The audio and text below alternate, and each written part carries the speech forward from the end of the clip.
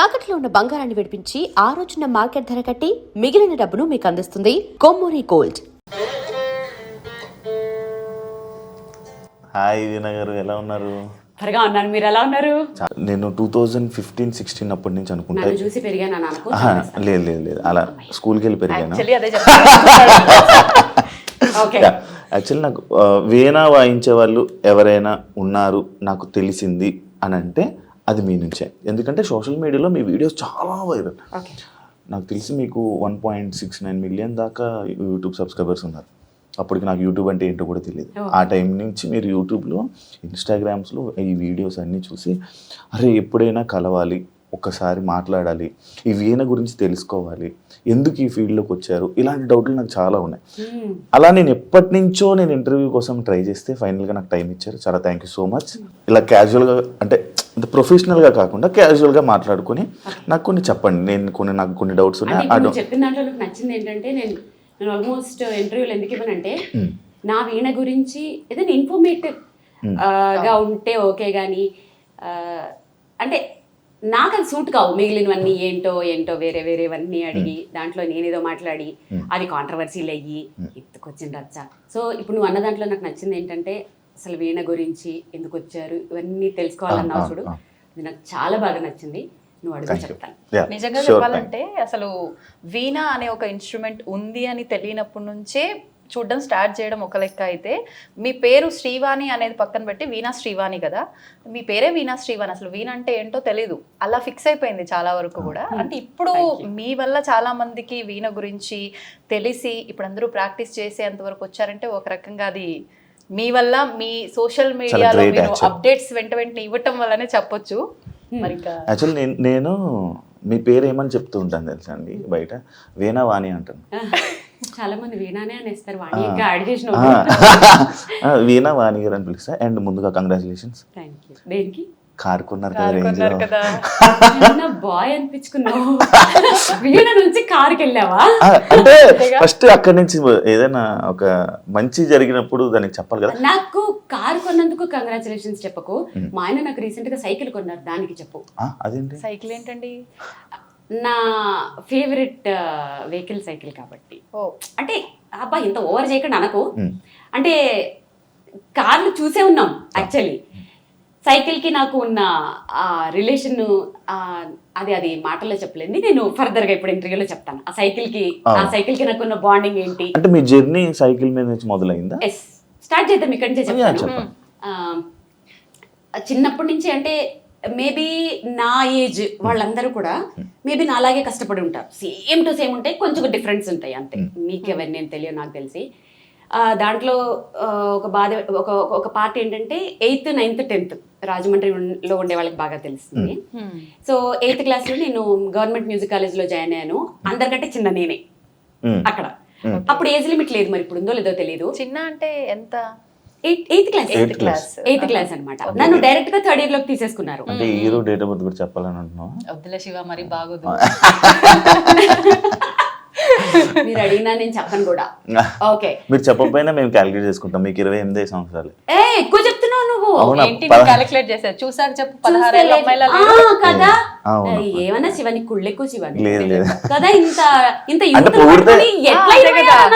అంటే పొగిడితే నేను పొగడాలి కానీ ఈమె ఏంటి బాగోదు కదా. మళ్ళీ 16 అను. 16 అండి. బాగుంది. అబ్బా ఎంత బాగుందో. స్వీట్ 16 అను. మళ్ళీ స్వీట్ కూడా యాడ్ చేయాలా? స్వీట్ మిక్చర్ అన్ని చాలా బాగుంది. సరే, ఇంకా మనం సైకిల్ దగ్గరికి వెళ్ళిపోయాం. 8th class, 9th class, 10th క్లాస్లో నేను చాలా ఇండివిజువల్, చాలా స్టబన్, చాలా పట్టుదల. అదేంటో తెలియదు. 5th క్లాస్ నుంచే ఏది మంచి ఏది చెడు, ఏ పని చేస్తే బయట వాళ్ళు తిడతారు, ఏ పని చేస్తే డీసెంట్గా ఉండాలి, అదేంటో తెలియదు. మేబీ జీన్స్ అనేదాన్ని నేను చాలా బాగా నమ్ముతాను. మా ఫాదర్స్ నుంచి ఆ డిగ్నిటీ, ఆ డీసెన్సీ వచ్చిందేమో తెలియదు. సిటీ బస్ ఎక్కేదాన్ని కాదు, ఆ తోసుకుంటూ ఆ రద్దీల్లో వెళ్ళడం, నో. థియేటర్కి వెళ్ళి సినిమా చూసేదాన్ని కాదు. అంటే ఆ రద్దీలు అవి కొంచెం ఇండివిజువల్ గా ఏంటో ఒక డిగ్నిటీ. 8th క్లాస్లో మ్యూజిక్ కాలేజ్లో జాయిన్ చేసిన తర్వాత ఎంత నడకంటే అబ్బా నాది చూడలేక మా కాలనీలో ఎవరో వాళ్ళ సిస్టర్కి పెళ్ళైపోతే ఒక స్లిమ్ పాతబడిపోయిన సైకిల్ ఇచ్చారు. దాని మీద నేను ఎంత సాధించేసుకున్నానంటే నా వరకు సాధించడం అంటే ఏదో అనుకునేరు, నా వరకు మార్నింగ్ 6 o'clock లేచేదాన్ని. అక్కడి నుంచి మ్యూజిక్ కాలేజ్ 1/2 kilometer సైకిల్ మీద మళ్ళీ వచ్చేయాలి. మళ్ళీ అక్కడి నుంచి స్కూల్ 1/2 kilometer సైకిల్ వెళ్ళి మళ్ళీ లంచ్కి వచ్చి మళ్ళీ ఈవినింగ్ 4:30కి ఇంట్లో ఉండేదాన్ని. 1/2 an hour లో మళ్ళీ దేవి చౌక్ వెళ్ళాలి. అక్కడ ఏంటి city cable anchoring, solo anchor నేను అక్కడ. 2 డైలీ ప్రోగ్రాంలు ఉండేవి. ఏముండదు, లిప్స్టిక్ వేసుకోవాలి, కెమెరా ముందు నిలబడాలి, ఒకటి లెటర్స్ చదవాలి, ఇంకొకటి మీరు కోటింగ్ పాట అనేది ఒకటి ఉండేది. అది ఆ 2 చదివేసి అన్ని చేసేసుకుని 7:30 వరకల్లా దానివైపేట పార్క్ దగ్గర మా గురువు గారు ఉండేవారు. అక్కడ క్లాస్కి వెళ్ళాలి. అక్కడికి వెళ్ళి క్లాస్ అయిపోయిన తర్వాత 8:30 వరకల్లా ఇంట్లో ఉండేదాన్ని. 9కి భోజనం అయిపోయిన తర్వాత మళ్ళీ స్టడీస్ చేస్తూ ఖాళీగా ఉండేదన్నా లేదు, చేతులు ఖాళీగా ఉండేవి కావు, లేదు వీణ కాదు. అప్పట్లో ఈ ఉల్లెన్ తోటి రబ్బర్ బ్యాండ్స్ వచ్చేవి, నీకు ఐడియా ఉందా? అవును. ఇప్పుడు రీసెంట్ గా మన అంబానీ వైఫ్ పెట్టుకున్నారు, నీతా అంబానీ ముడికి లాగా ఆ నాట్ కి లాగా రౌండ్ గా పెట్టారు, ఉల్లెన్ తో చేసేది. అది మా క్లాస్ లో ఒక ఆంటీ, నా క్లాస్మేట్ ఆంటీ వాళ్ళ కూతురు నా క్లాస్మేట్ అనమాట. ఆవిడ మ్యూజిక్ కాలేజ్ క్లాస్మేట్. ఆమె ఆ పాప నేర్చుకుని ఆడుకోవడానికి వెళ్ళాను కదా, పాప నేర్చుకుని నాకు ఏదో చిన్న లీడ్ ఇచ్చింది అంతే. దాన్ని డెవలప్ చేసేసి ఒక్కొక్క ఫ్లవర్ 7 rupees అనమాట. ఓ పక్క చదువుకుంటూ అలుకునేదాన్ని. సో మ్యూజిక్ కాలేజ్ లో ఎవరైనా అందరికంటే నేనే క్లాస్ టాపర్. పాపం వాళ్ళకి చేతులు కూడా తిరిగేవి కావు. ఇది ఎలా వాయించాలి చెప్పవా వాడి అంటే, నా దగ్గర రబ్బర్ బ్యాండ్ కొంటారా? అప్పుడే స్టార్ట్ చేశారు. నా బుక్స్ నేనే, నా చెప్పులు నేనే, నా స్కూల్ బ్యాగ్ నేనే. నేను 9th class లో స్కూల్ బ్యాగ్ కొనుక్కున్నాను. అప్పటి వరకు స్కూల్ బ్యాగ్ లేదు నాకు.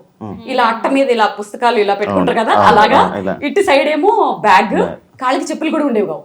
కాళ్ళు కాయలు కాచిపోయి క్లాస్ రూమ్ లో పిన్నిసులు పెట్టేదాన్ని. పిన్నిసులు పెట్టి అందరూ వాళ్ళు గ్రేట్ గా చూసేవారు, వాళ్ళకి తెలియదు అది కష్టంతో వచ్చినవని.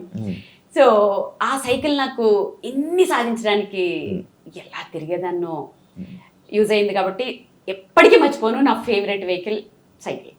ఆ సైకిల్ ఏమన్నా దాచుకున్నారా మరి? లేదబ్బా, నేను హైదరాబాద్కి వచ్చిన తర్వాత అది ఎవరో కొట్టేశారు.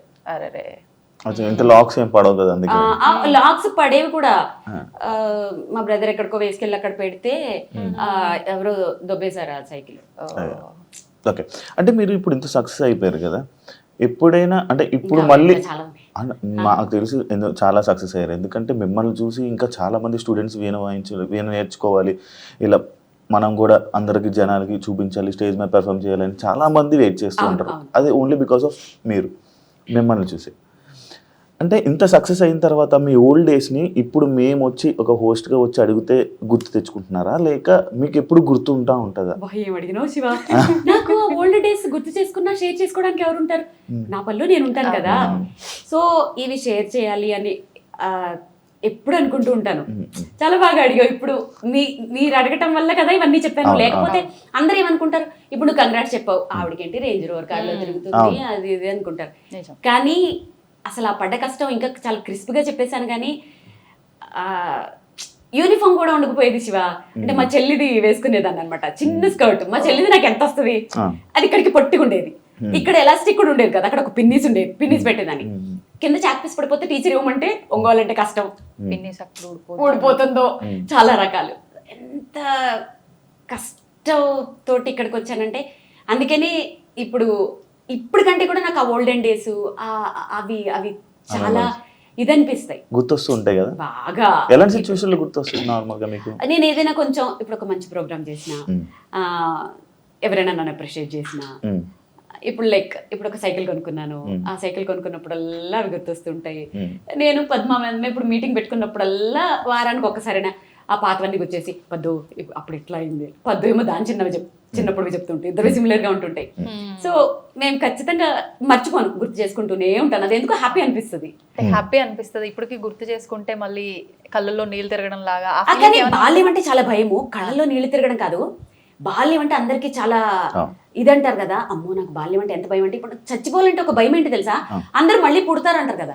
బాబాయ్ మళ్ళీ పుడితే అలాంటి బాల్యం వస్తే ఎలా అంటే, బాల్యంలో ప్లస్లు కూడా ఉన్నాయి. అంటే ఇప్పుడు నేను వీణ నేర్చుకున్నాను, వీణ ఇప్పుడు ఉపయోగపడింది. కానీ అంత భయంకరమైన బాల్యం మళ్ళీ వస్తుందేమో అన్న భయం యాక్చువల్గా. అందుకని ఆ బాల్యాన్ని నేను తలుచుకోవాలనుకోను. కళ్ళలో నీళ్లు తిరగడం కాదు, కానీ ఇప్పటికీ ఆ కళలు వస్తానే ఉంటాయి. ఎవరైనా హిప్నటైజ్ తీసేస్తే బాగుండు అన్న ఫీలింగ్ వస్తూ ఉంటుంది. కొన్ని హారబుల్ సిచ్యువేషన్స్, అవన్నీ కొన్ని చెప్పుకోలేనివి చాలా ఉంటాయి. మీరు చావుకు భయపడతారా? లేదా? ఇప్పుడేం భయపడ్డాను. ఇప్పుడేం? మా ఆయన ఒకటే చెప్తారు, అయ్యో నేను చనిపోతానేమో, ఇంత ఫేము. అదే ఎందుకు అన్ని అనుభవించేసాను అంటే ఒకసారి బాలసుబ్రహ్మణ్యం గారు చెప్పారు ఒక షోలో, నేను దేనికైనా భయపడతానంటే అది నా చావుకి, ఎందుకంటే నేను ఇంకా దీన్ని అనుభవించాలని అనుకుంటున్నాను. అంటే అది వారు అనుకోవడంలో తప్పులేదు, ఎందుకంటే అలాంటి ఆయన మిస్ అవ్వకూడదని ప్రపంచమే కోరుకుంటారు కదా. ఆబ్వియస్లీ అసలు ఆయన నిజంగానే చావకూడదు, అలాంటి వాళ్ళకి చావు ఉండకూడదు అసలు. నిజంగానే ఎంత ఫీల్ అయ్యాం ఇప్పటికే ఫీల్ అవుతాం మనం. నాకేంటంటే నేను అంత పెద్ద వాళ్ళతో పోల్చుకునే కాదు, కాకపోతే భయం అనేది ఎందుకు లేదంటే ఒకటి కోరికలు లేవు. నాకున్న కోరికలు చిన్నవో పెద్దవో మా ఆయన మొత్తం తీర్చేశారు, నా కోరికలు అనేవి లేవు.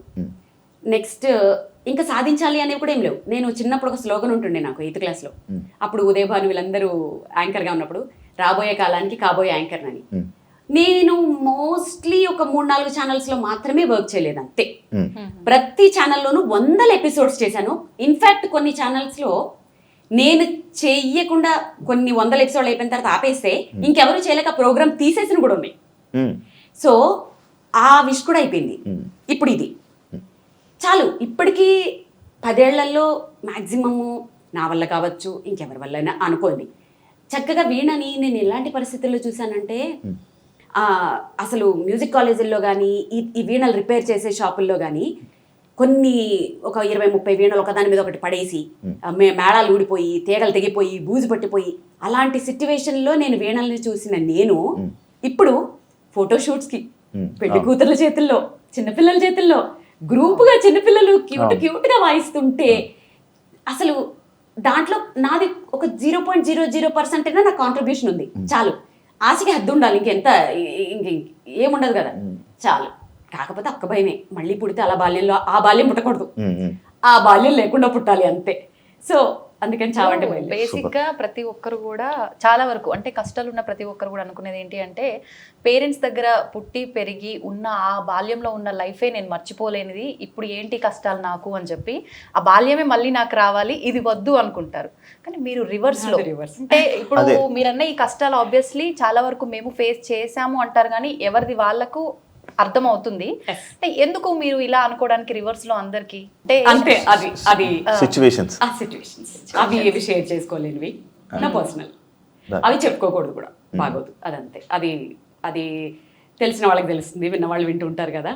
సో పేరెంట్స్ అనేవాళ్ళు కంపల్సరీ పిల్లల్ని దేనికి ఫోర్స్ చేయకూడదు ఎప్పుడు. అంటే జనరల్గా చెప్తున్నాను, నాది కాదు, మామూలుగా చెప్తాను. ఓకే, పిల్లలకి ఎప్పుడు ఫ్రీడమ్ ఇవ్వాలి, పెంచేలా పెంచాలి. పేరెంటింగ్ కూడా చాలా పర్ఫెక్ట్. అసలు ఇవాళ రేపుల్లో పిల్లలకి నువ్వు అడగకపోయినా చెప్పేస్తున్నాను, ఇప్పుడు పిల్లలు ఒక చిన్న క్లారిటీ, అంటే పిల్లలు అంటే అమ్మాయా అబ్బాయా? ఇద్దరు. ఇప్పుడు చాలా మంది పిల్లలు మన గాడి తప్పిపోయి చాలా మందిని చూసినప్పుడు ఇప్పుడు ఎట్లున్నారు, తప్పు పేరెంట్స్ది, పిల్లలు కాదు. ఎందుకంటే ఒక 30 years బ్యాక్ పిల్లలు ఇలా లేరు, చక్కగా పెరిగారు, చక్కగా సంసారాలు చేసుకున్నారు. నిజంగానే ఓకే, అంటే నువ్వు ఇంకా ఫుల్ఫిల్ అవ్వలేదు, హాఫ్ వరకు మంతుడని ఫీల్ అవుతున్నాడు.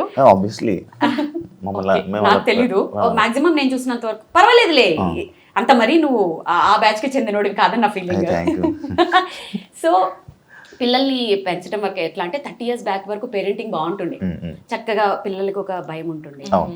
ఇప్పుడు ఏంటంటే పేరెంటింగ్ ఎలా మారిపోయిందంటే పాపం వాళ్ళని కూడా తప్పు పట్టలేము. ఈ ఐటీ జాబ్స్ అను ఆధునికత పేరుతో ఆఫీసులకు వెళ్ళాలి, సంపాదించాలి, ప్రాపర్టీలు కొనాలి, లోన్ తీర్చాలి, పొద్దుట లేవాలి, బాక్సులు కట్టాలి, పిల్లల్ని స్కూల్ పంపాలి, కిందకి తీసుకురావాలి, ట్యూషన్స్ పెట్టించాలి, చదివించాలి, పడుకోబెట్టాలి. ఇది తప్ప ఇంకోటి తెలియదు వాళ్ళకి. ఇంకేం తెలుస్తుంది? చాలా మంది పేరెంట్స్ ఏం చేస్తారు తెలుసా, ఇప్పుడు మన ఇద్దరు మాట్లాడుకుంటాం అనుకో, లోపలికి వెళ్ళి చదువుకోమ్మా అంటారు. ఇంకా లోపలికి వెళ్ళి చదువుకుంటే వాడికి ఎవరు చెప్తారు లోక జ్ఞానం? ఒక టిప్పు చెప్పనా, పిల్లల్ని పెంచేటప్పుడు ఏం చేయాలి తెలుసా, ఏజ్ వైజ్. ఇప్పుడు 2nd class పిల్లడు ఉన్నాడు, వాళ్ళు ఎంత ముదురులు ఉంటారు తెలుసా, వాళ్ళు అక్కడ ఆడుకున్నట్టే ఆడుకుంటారు, మా మమ్మీ వాళ్ళు ఏం మాట్లాడుకుంటున్నారో చెవులన్నీ వీళ్ళ మీదే ఉంటాయి. అప్పుడు ఏం చేయాలి తెలుసా, అవును మొన్న పిల్లోడిని ఎవరో కిడ్నాప్ చేశారట, కళ్ళు పీకేశారట తెలుసా, పాపం ఆ పిల్లోడు ఇప్పటి వరకు దొరకలేదట. అయినా నా బాబాబు ఎంత బాబాయ్, మా బాబు చాలా మంచోడమ్మా, చాలు ఆ అప్రిసియేషన్ చాలు. వాడు 5th class కి వచ్చేంత వరకు దారిలో ఉంటాడు, మళ్ళీ 5th కి ఇంకొకటి వేయాలి, టీనేజర్కి వచ్చాక ఒకటి వేయాలి.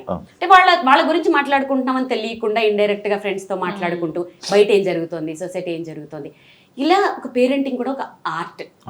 అంతేగాని పిల్లల మీద బతకాలని, పిల్లల సంపాదనల మీద బతకాలని, పిల్లల్ని హెరాస్ చేసే పేరెంట్స్ నాకు చాలా తెలుసు. ఉమ్. నిజంగా అది ఆ క్రూయల్టీ అది మారాలి. ఆ పిల్లల సంపాదనల కోసం వాళ్ళని టార్చర్లు పెట్టి, ఆడపిల్లలు అయితే మరి అంటే ఇప్పుడు మరి స్కూల్స్ లో కూడా అలాగే చదివిస్తున్నారు కదా పిల్లల్ని, నువ్వు జాబ్ చేయాలి, నువ్వు ఏదో చేయాలి, బాగా దానివల్ల వాళ్ళు సంపాదించాలి. సైకిక్ అయిపోతున్నారు. అవును అవును. సో ఎంతమందికి ఇప్పుడు అందుకే 10th suicide క్లాస్ rate. పిల్లలకి 10x10 అడిగితే టక్కుమని ఎంతమంది చెప్తారు శివ? 10x10 ఎక్కువద్దు, ఎంతమంది చెప్తారు? అవును, ఎంత 10x10? అది జస్ట్ చెప్పాను. సో చదివే కాదు యాక్చువల్గా వాళ్ళకి లోక జ్ఞానంతో పాటు చదువు కూడా ఉంటే బాగుంటుంది.